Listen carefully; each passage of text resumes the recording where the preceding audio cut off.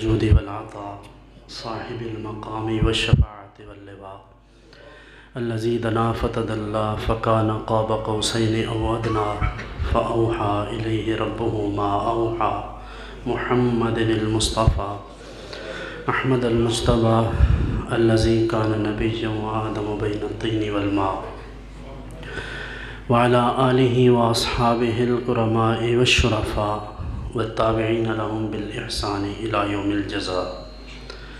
أما بعد فأعوذ بالله من الشيطان الرجيم. بسم الله الرحمن الرحيم. أفلا يتدبرون القرآن أم على قلوب أقفالها. صدق الله العظيم. قال الله تبارك وتعالى في شان حبيبه إن الله وملائكته يصلون على النبي يا أيها الذين آمنوا صلوا عليه وسلموا تسليما. السلام عليك سيدي يا رسول الله وعلى آلك وأصحابك سيدي يا حبيب الله. الصلاة والسلام عليك سيدي يا رحمة للعالمين وعلى آلك وأصحابك سيدي يا شفيع المذنبين.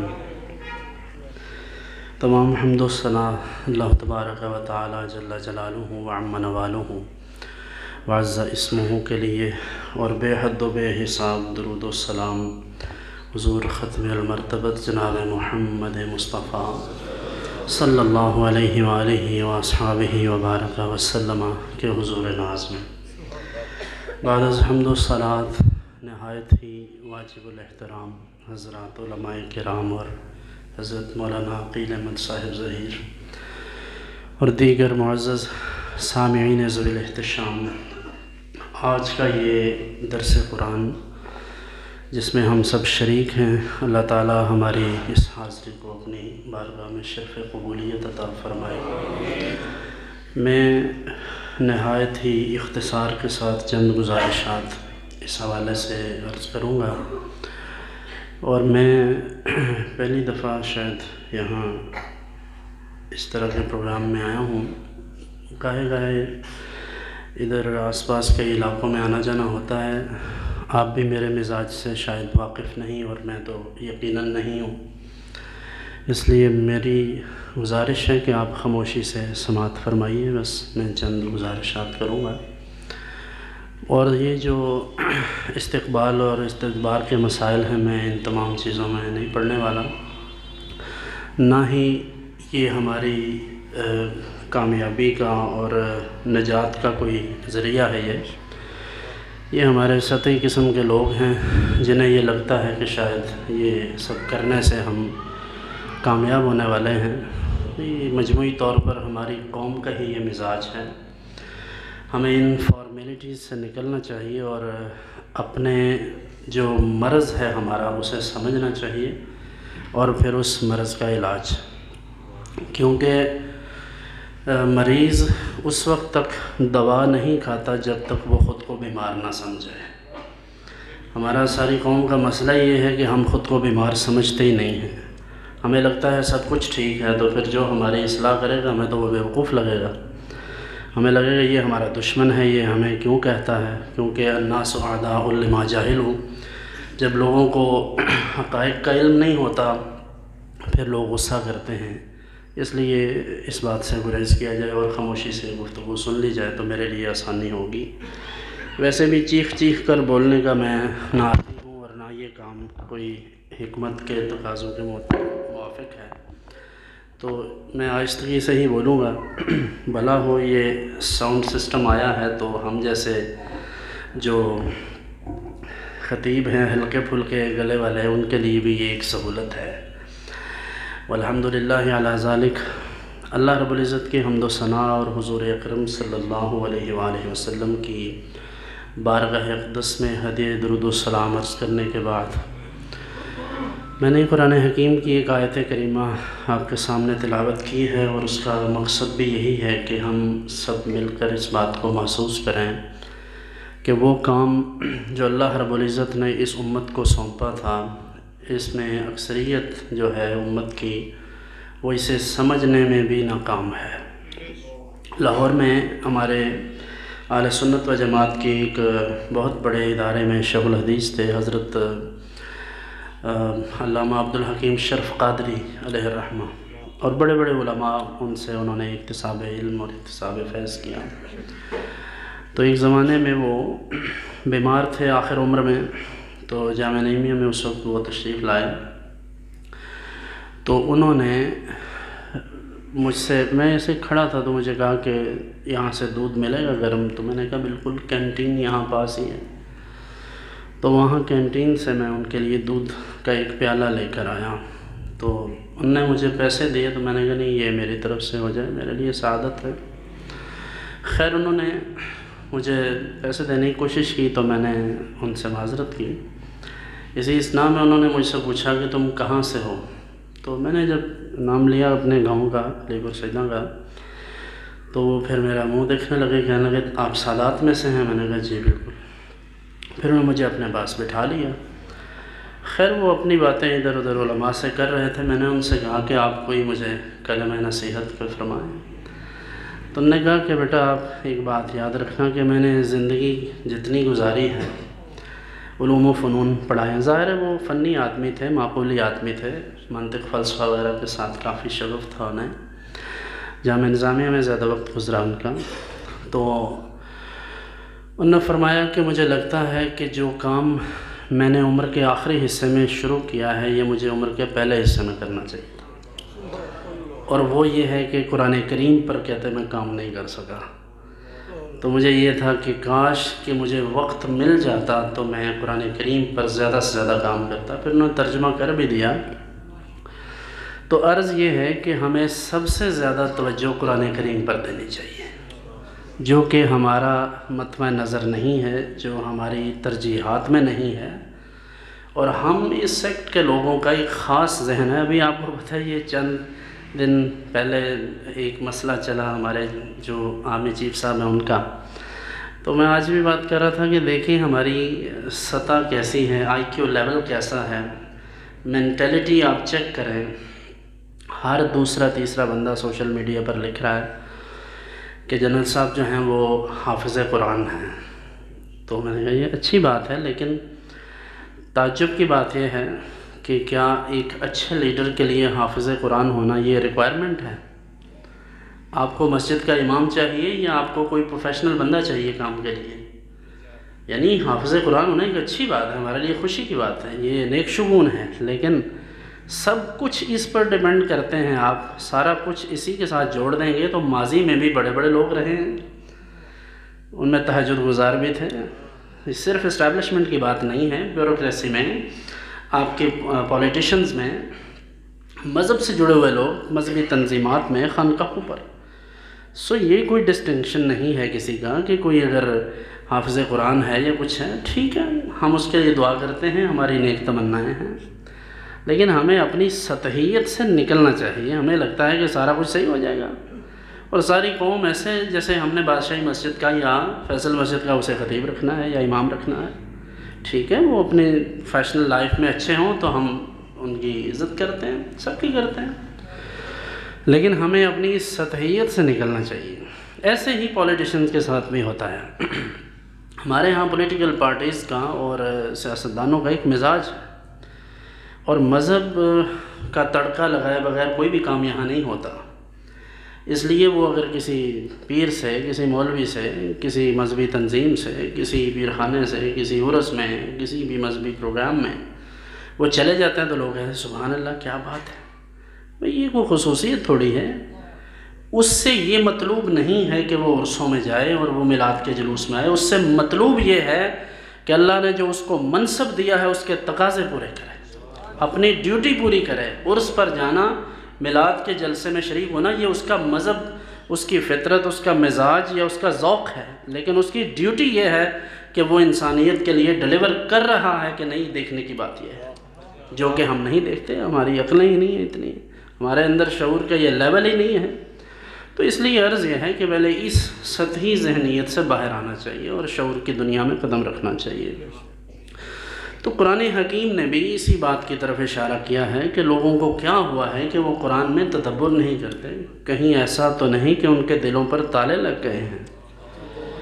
اب آپ اندازہ کریں، ہمارے ہاں پہلی بات تو جو ایک حدیث میں عرض کرتا ہوں جو صحیحین میں ہے، متفق علیہ ہے، حضرت ام المومنین سیدہ عائشہ رضی اللہ عنہ اس کی راویہ ہیں کہ نبی اکرم صلی اللہ علیہ وآلہ وسلم نے ارشاد فرمایا: الماہر بالقرآن مع السفرۃ الکرام البررہ والذی یقرأ القرآن ویتتعتع فیہ وہو علیہ شاق لہ اجران، متفق علیہ۔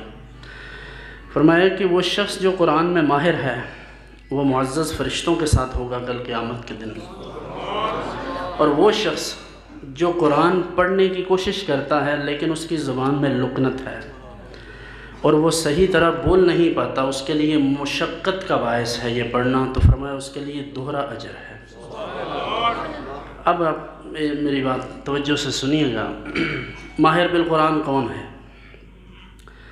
ہم میں سے اکثریت جن کا یہ کلیم ہے کہ ہم مذہب کے ٹھیکیدار ہیں، وہ مجہول قرآن پڑھتے ہیں، مجہول۔ بہت سارے لوگ ایسے ائمہ خطبہ کہ جنہیں ٹھیک سے قرآن نہیں پڑھنا آتا، جنہیں ترتیل کا اور حدر کا فرق معلوم نہیں، جنہیں یہ اندازہ نہیں کہ کہاں لحن ہے، کہاں لحن جلی ہے، خفی ہے، یہ اظہار ہے، اخفاء ہے، اقلاب ہے، ادغام ہے۔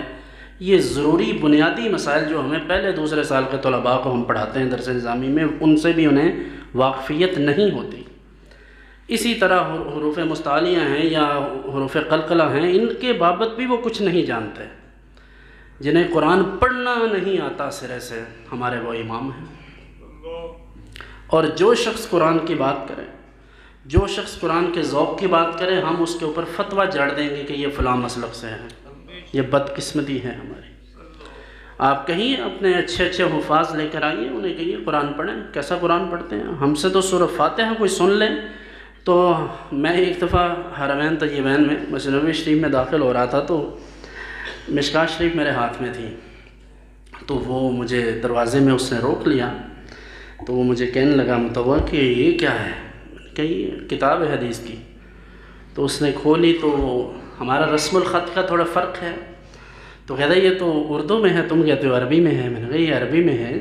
خیر میں نے جب اس کو پڑھ کر سنایا، دو چار حدیثیں اس کے سامنے پڑھی، تو مجھے کہتا ہے کہ تم عربی ہو؟ میں نے کہا نہیں عربی تو نہیں ہے، لیکن ہمارے آباء و اجداد عربی ہیں سارے، کیونکہ ہم سادات ہیں۔ تو خیر وہ مجھے کہتا ہے یہ بڑے تعجب کی بات ہے، تو ہم تو ادھر پاکستانیوں سے جب قرآن سنتے ہیں، یہاں آتے ہیں حرم میں، تو بڑے بڑے لوگ یہاں قرأت کے لیے اپنا وہ تلفظ درست کرنے کے لیے آتے ہیں، تو ہمیں تعجب ہوتا ہے، ہمیں لگتا ہے یہ تو کوئی اور زبان بول رہے ہیں، عربی تو پڑھ ہی نہیں رہے، اور وہ کہتے ہیں ہم قرآن پڑھتے ہیں۔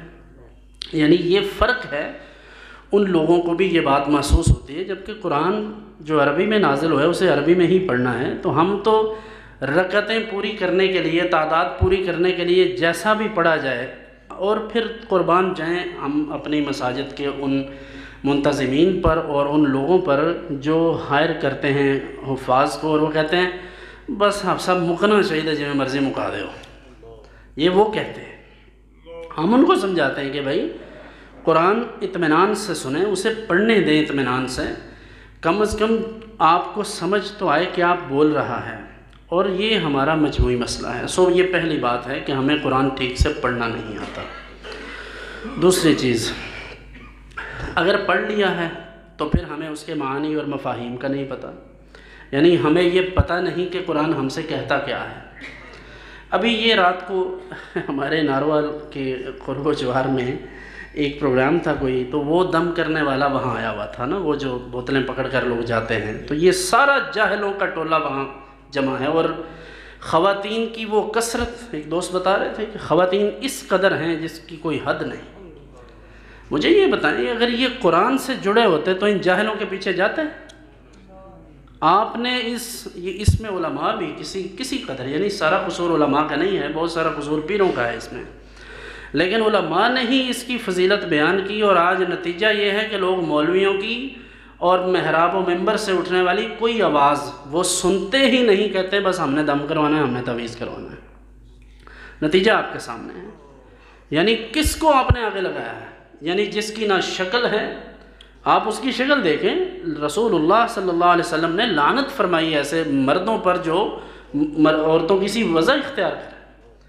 اور آپ اس کی شکل دیکھ لیں، بولنا نہیں اسے آتا. اور میں نے ہماری یہ معلومات ہیں، ہم نے اس پر ورکنگ کی ہے کہ وہ باقاعدہ پیٹ بندے ساتھ رکھتا ہے اور عورتیں رکھتا ہے، اور رات کو بھی 4 گاڑیاں بڑی وہ لے کر وہاں آئے، صرف ساتھ مارکیٹنگ کے لیے وہاں خواتین لے کر آئے.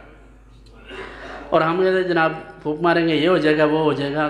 آپ اندازہ کریں، میں نے خود خبر پڑھی جب یہ برطانیہ گیا تو خبر پڑھی، ان کی جو منسٹری تھی ہیلتھ کی، غالباً ان کی طرف سے کسی آفیشیل کا میں نے وہ پڑھا تھا، ٹویٹ تھا یا کیا تھا وہ، تو انہوں نے خود کہا کہ ہم چاہتے ہیں کہ اس کو ہمارے ہسپتالوں کا چکر لگوائیں تاکہ ہمارے مریض شفا یاب ہو جائیں. یعنی یہ ٹونٹ کیا تھا انہوں نے، ہمیں طنز کیا تھا. آپ کے تصوف و طریقت پر اور آپ کے نظام خانقاہی پر اور آپ کے اہل سنت کے اس سسٹم پر یہ تماچا ہے. اور ہمارے 2-2 ٹکے کے مولوی اٹھتے ہیں، پیر اٹھتے ہیں، اس کے پیچھے چلے جاتے ہیں. تو بھائی سب سے پہلی بات یہ ہے کہ ہم نے قرآن کے دامن کو تھاما ہوتا تو یہ سب نہ ہوتا. ہم نے قرآن کو، قرآنیات کو چھوڑا ہے تو آج یہ حالات ہیں. اور پھر اس پر میں اہل علم کو، ہمارے جو خطباء ہیں، جو ائمہ ہیں، ان کو ہمیشہ یہ بات ایک کہتا ہوں. میری اپنی ایک پرسنل میری فیلنگ ہے، میں یہ نہیں کہتا کہ ہر کوئی ایسا سوچتا ہوگا. میں یہ سمجھتا ہوں، میرے جذبات یہ ہیں کہ امامت رسول اللہ صلی اللہ علیہ وسلم کا پسندیدہ ترین کام ہے. امامت، مسجد کا امام ہونا. اور مرض الموت میں صرف حضور علیہ السلام نے چند نمازیں چھوڑی ہیں، یعنی امامت نہیں فرمائی. اس میں حضرت ابوبکر صدیق رضی اللہ عنہ کے لیے جب حکم فرمایا کہ مروا ابا بکر فلیصلی بالناس، اس کے علاوہ حضور علیہ الصلوۃ والتسلیم نے زیادہ تر امامت فرمائی ہے. خود اس بات کو اتنا پسند فرمایا ہے، اس منصب کو. ہمارے ائمہ کو، خطباء کو، علماء کو یہ شوق کیوں ہونے لگ گیا ہے کہ وہ جب تک اپنے نام کے ساتھ پیر نہیں لکھیں گے اس وقت تک بات نہیں بنے گی؟ یعنی ایسا نہیں ہے کہ پیر نہ بنے، کسی کو شوق ہو تو بنے، لیکن اللہ نے آپ کو جو منصب دیا ہے یہ اس سے بہت بلند ہے جس بات کے پیچھے آپ بھاگ رہے ہیں. کیونکہ یہ کام تو پیروں کا ہی تھا نا، ان سے نہیں ہوا، تو آپ کو اللہ نے دیا ہے تو آپ تو خوش ہونا چاہیے. تو جب آپ نے یہ سب کیا، اپنے ان کاموں کی فضیلتیں بیان کی، آپ نے قرآن کریم کے متعلق، سنت نبوی کے متعلق لوگوں کو اس طرح سے، یعنی آپ سے مراد ہم سب اس میں شامل ہیں، ہمارا سب کا قصور ہے.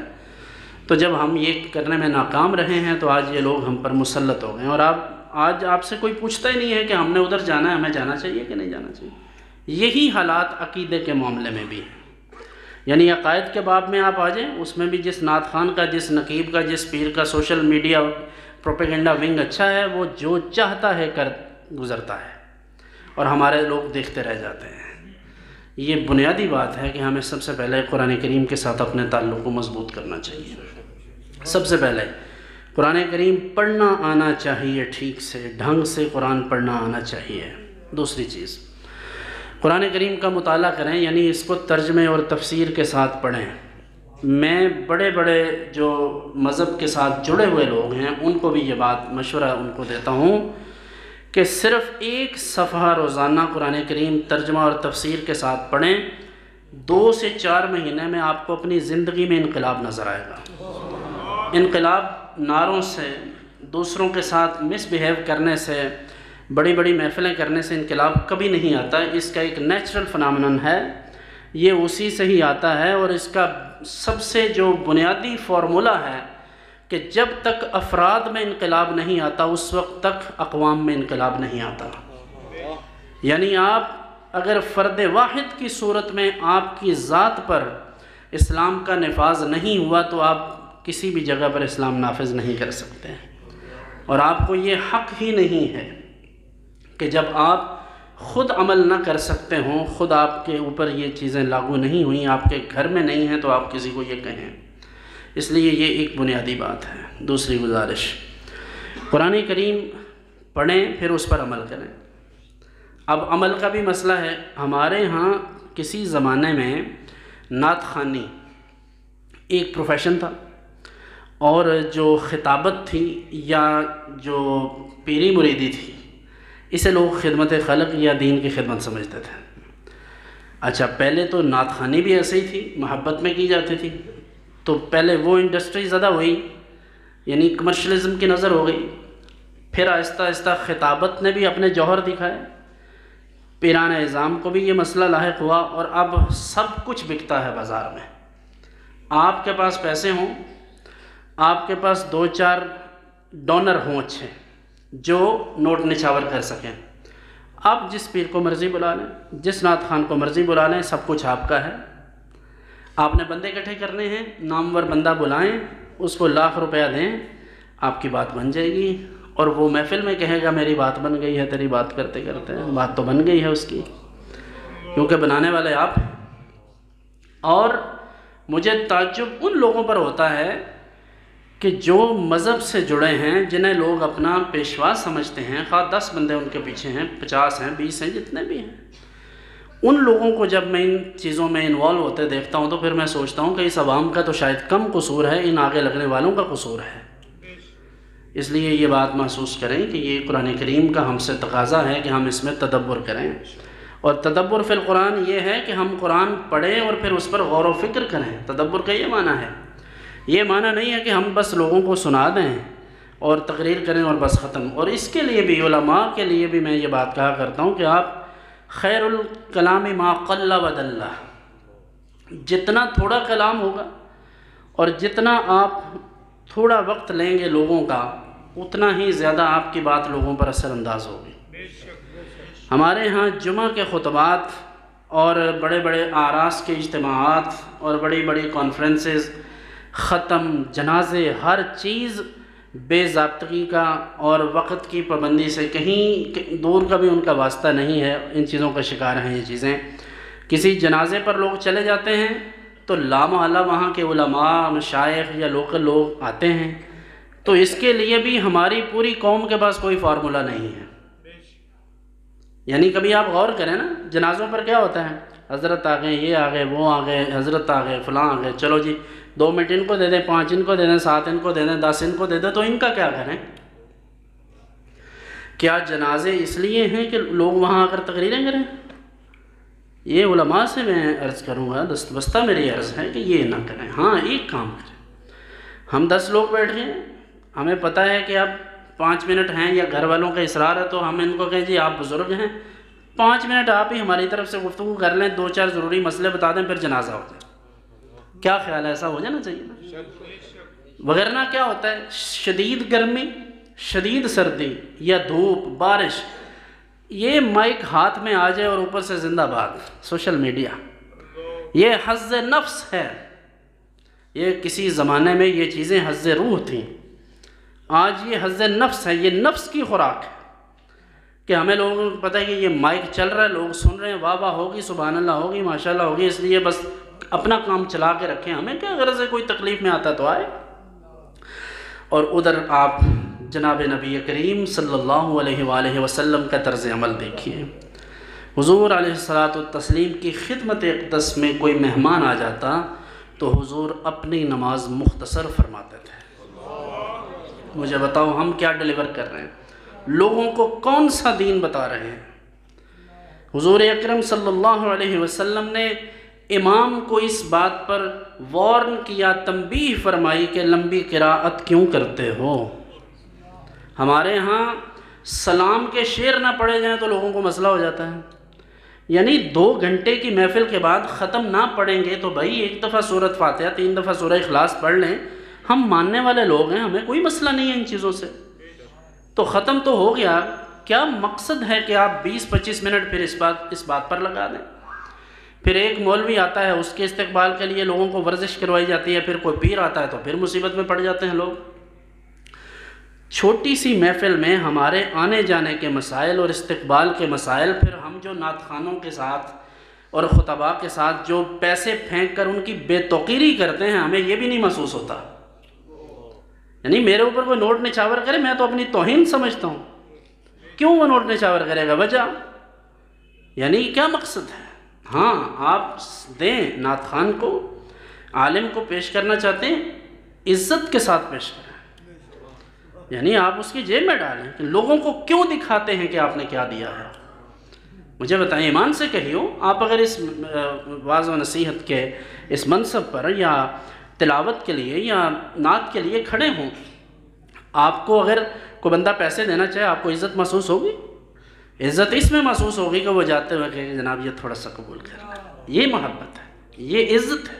یہ تو تماشبینی ہے جو آپ کرتے ہیں، یعنی یہ تو آپ تماشا لگاتے ہیں ان کا اور پھر خود ہی ان کو بکھیر دیتے ہیں نوٹوں کو، پھر بعد میں خود ہی اکٹھا کرتے ہیں. کیا حماقت ہے! تو اس لیے مقدس نام، مقدس کاز ہے، مقدس ایک موضوع ہے، تو اس میں اگر اس طرح کے لا یعنی اور بے مقصد کام کیے جائیں گے تو مجھے بتائیں آپ لوگوں کو کیا میسج دے رہے ہیں؟ اور لوگوں کا حال یہ ہے کہ لوگ اپنی تمام مصروفیات چھوڑ کر، اپنے اہم ترین کام چھوڑ کر آپ سے دین سیکھنے آتے ہیں، اور آپ کی محفلوں سے اٹھنے والوں کو ابھی تک جوتے پہننے اور اتارنے کا ڈھنگ نہیں آتا. تو بتائیں ہم نے دیا کیا ہے ان کو؟ بہترین سے بہترین محفل آپ اٹینڈ کر لیں، جو کچھ لوگ دروازے میں جا کر لنگر لیتے وقت کرتے ہیں، کیا یہ ہمارے قوم کی تصویر نہیں؟ مجھے بتائیں پھر کیا ہم جواب دیں نہیں؟ یہ کتنے بندے ہیں مسجد میں؟ کتنے لوگ ہوں گے؟ 400 500 200 کیا ہوگا؟ کیا ہوگا اگر ہم 5 منٹ صبر کر لیں اور کسی بزرگ کو کہیں کہ حضرت آپ پہلے گزر جائیں، ہم بعد میں گزر جائیں گے؟ اتنی سی بات ہے. جس شخص نے اتنی انا قربان نہیں کی وہ کیا حضور علیہ السلام کے نام پر جان قربان کر سکتا ہے؟ جھوٹ بولتے ہیں سر.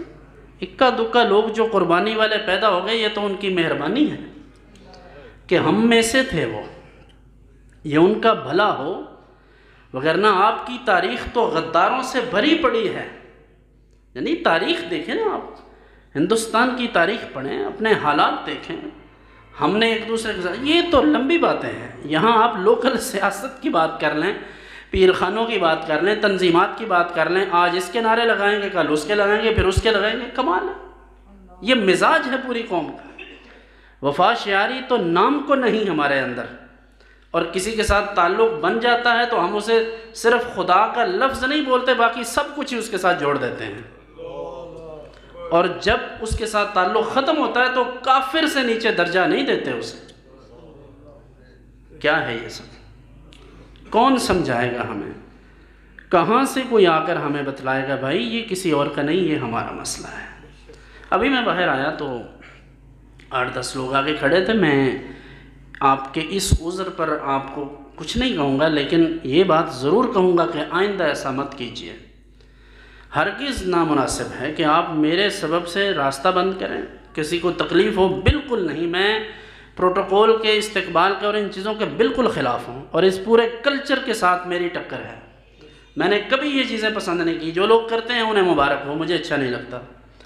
میں اللہ کی مخلوق کو تنگ کر کے دین کی خدمت کرنا یہ نہیں سمجھتا، مجھے مناسب لگتا ہی نہیں ہے یہ. اور ویسے بھی یہ ڈرامہ بازی ہے، یعنی جو لوگ آج خود بھی کرتے ہیں تو انہیں بچنا چاہیے. لیکن ہمارے ہاں یہ سب کچھ سیٹنگ کر کے باقاعدہ کیا جاتا ہے. یہ ہمیں پتہ ہے، آپ علماء اچھی طرح جانتے ہیں، یہ روز ہوتا ہے محفلوں میں. یہاں تک کہ لوگ محفلوں میں اپنے بندے چھوڑ دیتے ہیں کہ جاؤ محفل میں، جب پروگرام پیک پر ہوگا ہمیں میسج کرنا، فون کرنا، پھر ہم آئیں گے. میں نے ابھی دوستوں نے کھانے کا کہا ہوا تھا، ان سے وعدہ تھا کہ آپ کو ٹائم پہلے دے دیں گے، لیکن میں نے ان سے معذرت کی. ادھر ہی بیٹھے ہوں گے آپ سب. تو میں نے ان سے معذرت کی کہ میں لیٹ ہو رہا ہوں، تو اپنے لیٹ ہونے کا لوگوں پر کوئی بھی اثر نہیں ڈالنا چاہتا، اور میں وقت پر آیا ہوں. اور اگر میں لیٹ بھی آتا تو اپنی تقریر لیٹ نہ ختم کرتا، اس کو وقت پر ختم کرتا. میرے ایک کلاس فیلو تھے، آج ان کا وہ ولیمہ تھا، وہاں ایک لقمہ نہیں کھایا میں نے. اس لیے نہیں کہ مجھے بھوک بہت لگی تھی تو میں نے چھوڑ دیا، تو قربانی آپ کو بتا رہا ہوں.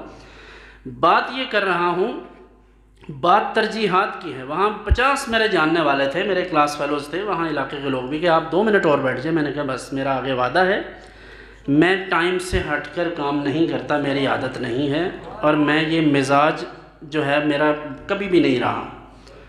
تو میں اس لیے آپ کو بات عرض کر رہا ہوں کہ میرا یہ مزاج ہے، میری طبیعت ہے. میں لوگوں کو سمجھاتا ہوں کہ ہم سب کو اس چیز میں فائدہ ہے. دیکھیں نا، اگر 8:30 دعا ہے نا، یہاں 8:30 کا ٹائم تھا کہ مجھے غلطی لگ رہی ہے، 8:30 ہی تھا. تو اب اگر 8:30 کی بجائے 15 منٹ آگے ہوگا، آئندہ لوگ سوچیں گے یار 5-10 منٹ کا مارجن ہوتا ہے، کوئی بات نہیں. اور اگر آدھا گھنٹہ لیٹ ہوگا تو ان میں سے 10 بندے اٹھ کے باہر جائیں گے، تو انہیں جانا چاہیے. اس لیے کہ آپ جب تک سائلنٹ میسج نہیں دیں گے لوگوں کو، اس وقت تک خطیب صاحب آپ کی جان نہیں چھوڑیں گے۔ جب تک لوگ سونا نہیں شروع کر دیتے اس وقت تک ہمیں بھی پتہ نہیں چلتا کہ کیا ہو رہا ہے۔ تو اس لیے عرض یہ ہے، یہ تمام وہ چیزیں ہیں جن کو دیکھنے کی ضرورت ہے، جنہیں سمجھنے کی ضرورت ہے، اور اپنی ترجیحات میں قرآن کو شامل کیجئے، بلکہ اسے سر فہرست رکھیے۔ اگر آج ہم نے یہ کیا ہوتا تو ہمارے حالات یہ نہ ہوتے۔ مغرب میں جو لوگ بستے ہیں، میں ایک دوست کی اکثر بات بتاتا ہوں، وہ جاپان میں رہتے ہیں، پیر بھائی ہیں، تو وہ آئے تو کہنے لگے جناب یہاں آ کر ایک بڑی مشکل میں گرفتار ہوں کہ پچھلے 8 ماہ سے ایک ہاسپٹل بنانے کا ارادہ کیا، تو پورے 8 مہینے کے اندر جتنی بھی تعمیرات کے سلسلے میں جتنے لوگوں سے میرا رابطہ ہوا ہے، خواہ وہ میٹیریل والے ہیں، خواہ وہ مستری ہے، مزدور ہے، یا کوئی بھی شٹرنگ والا ہے، کہتے جی کوئی ایک بندہ سچ نہیں بولتا۔ آپ ان کی داڑیاں چیک کر لیں، ان کی ٹوپیاں دیکھ لیں، ان کے مولویوں کے ساتھ لگے ہوئے فوٹو دیکھ لیں، ان کے پیروں کے ساتھ لگے ہوئے فوٹو چیک کر لیں، ان کے سابقے لاحقے دیکھ لیں، سلسلوں کے ساتھ تعلق دیکھ لیں، تو بندہ سوچتا ہے یار کمال ہو گیا۔ یعنی یہ سارا کچھ صرف کمپنی کی مشہوری کے لیے ہے، سچ کون بولے گا؟ ہر جگہ پر اچھا ہر بدتمیز اور 2 نمبر بندہ اب سوچتا ہے کہ یار اپنے تمام گناہوں پر پردہ ڈالنے کے لیے کسی مولوی کا، کسی پیر کا، کسی تنظیم کا نام استعمال کرو۔ یہ بہترین بیریئر ہے جو آپ کی طرف آنے والی ساری ریزسٹنس کو اور آنے والے سارے سوالات کو حل کرتا ہے۔ یہ شارٹ کٹ وے ہے کہ آپ کسی ایسے شخص کے ساتھ جڑ جائیں کہ لوگ آپ کے بارے میں بات کرتے ہوئے سوچیں کہ یار مذہب کی توہین نہ ہو جائے۔ لیکن یہ کب تک چلے گا؟ نہیں چلے گا۔ یہ لوگوں کو 2 4 10 بندوں کو 20 بندوں کو دھوکہ دے لیں گے، لیکن حقیقت نظر آ جاتی ہے۔ تو اس لیے میں نے آپ کو تنبیہ کی ہے کہ اپنے ان معاملات میں ہم سب غور کریں اور اس بات کو محسوس کریں کہ یہ ہمارا اجتماعی قصور ہے کہ ہم سب جھوٹ بولنے کے عادی ہیں۔ ہم محفلوں میں آنا پسند کرتے ہیں کیونکہ وہاں سے ہمیں لنگر ملتا ہے۔ یہاں تو لنگر کا اہتمام نہیں ہے۔ مہربانی آپ کی، اچھی بات ہے، بالکل اچھی بات ہے، نہیں کرنا چاہیے ہر جگہ پر۔ لوگ سارے تو آتے ہیں لنگر کھانے، اب یہ سارے سننے کے لیے آئے ہیں، بیٹھنے کے لیے آئے ہیں کہ ہم کوئی اچھی بات سنیں، ورنہ ساری قوم کا یہ حال ہے۔ لوگ اشتہار کا سارا ادھر ادھر سے نہیں دیکھتے کہ لنگر دیکھو ہے کہ نہیں۔ تو یہ نہ کریں، اس سے احتیاط کریں، کیونکہ یہ چیزیں ہمارے کلچر کو ختم کریں۔ ہاں سال میں کوئی ایک آدھ ضروری پروگرام ایسا ہے اس میں لنگر دیں، کوئی ایسی بات نہیں، ہمیں لنگر والے لوگ ہیں، لیکن اس حد تک نہ جائیں کہ آپ کا سارا سسٹم ہی پس منظر میں چلا جائے۔ اور یہی ہوا ہے ہمارے ساتھ، نہ نعت ٹائم پہ ہے، نہ تلاوت ٹائم پہ ہے، نہ بیان ٹائم پہ ہے، نہ دعا ٹائم پہ ہے، تو لوگ کیوں آئیں گے محفل میں؟ اس لیے عرض ہے کہ اس پر غور کریں۔ نماز اہم الفرائض ہے۔ نبی اکرم صلی اللہ علیہ وسلم نے فرمایا کہ وجعلت قرۃ عینی فی الصلاۃ، نماز میں میری آنکھوں کی ٹھنڈک رکھ دی گئی ہے۔ جس میں حضور علیہ السلام کی آنکھوں کی ٹھنڈک ہے، ہمیں پڑھنے کے لیے وقت ہی نہیں ملتا۔ ایسے خوبصورت عاشق ہیں جنہیں اشتہارات میں نام اچھے لگتے ہیں، مسجدوں میں نعرے بازی اچھی لگتی ہے، پروگراموں میں ہلا گلا اچھا لگتا ہے، لیکن نماز میں دل نہیں لگتا ان کا۔ جھوٹ بولتے ہیں ٹکا کر، سودا بیچتے ہیں قسمیں اٹھا کر، اور لوگوں کو دھوکہ دیتے ہیں خوب، لیکن سبحان اللہ کمال یہ ہے کہ پھر بھی عاشق رسول ہیں۔ اللہ ہم پر رحم فرمائے، اللہ ہمیں ہمارے سینوں کو قرآن کے نور سے منور فرمائے، اللہ تعالی ہمارے گناہوں کو معاف فرمائے۔ بسم اللہ الرحمن الرحیم، اللہم صلی علی سیدنا و مولانا محمد وعلی آل سیدنا و مولانا محمد وبارک وسلم۔ ربنا تقبل منا انك انت السميع العليم وتب علينا انك انت التواب الرحیم۔ مالک کریم جو کچھ بھی عرض کیا ہے اس پر عمل کی توفیق عطا فرما، جو کمی کوتاہی ہوئی ہے حضور کے توسل سے معاف فرما۔ اے اللہ ہم سب کے صغیرہ کبیرہ گناہوں کو معاف فرما۔ اے اللہ امت مسلمہ پر اپنا خاص فضل و رحمت فرما۔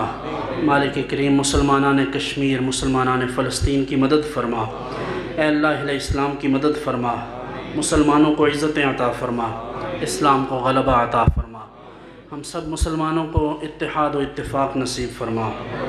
مسلمان جہاں جہاں مظلوم و مقہور ہیں ان کی مدد فرما۔ اے اللہ ہمارے ظاہر و باطن کو پاک فرما دے، ہمارے سینوں کو قرآن کے نور سے منور فرما۔ ہمارے ظاہر و باطن کو روشن فرما دے۔ ربنا آتنا فی الدنیا حسنۃ وفی الآخرۃ حسنۃ وقنا عذاب النار۔ رب اغفر وارحم وانت خیر الراحمین۔ لا الہ الا انت سبحانک انی کنت من الظالمین۔ اے اللہ، جن دوستوں نے آج یہ اہتمام و انصرام کیا ہے، مسجد کے منتظمین ہیں جتنے بھی، اور جو دوست تعاون کرنے والے ہیں، سب کو جزائے خیر عطا فرمانا۔ ہم سب کی اس شرکت کو اپنی بارگاہ میں شرف قبولیت عطا فرما دیجیے۔ وصلی اللہ علی حبیبہ سیدنا و مولانا محمد وعلی آلہ واصحابہ اجمعین۔ تمام حضرات وقار، اگر ویڈیو اچھی لگے تو مزید ویڈیوز دیکھنے کے لیے ہمارے چینل الیعقوب ساؤنڈ کو سبسکرائب ضرور کریں اور گھنٹی کے نشان پر کلک کریں تاکہ تمام نئی آنے والی ویڈیوز آپ کو پہلے ملیں اور آپ دیکھ کر ہمارے لیے دعا کرتے رہیں۔ شکریہ۔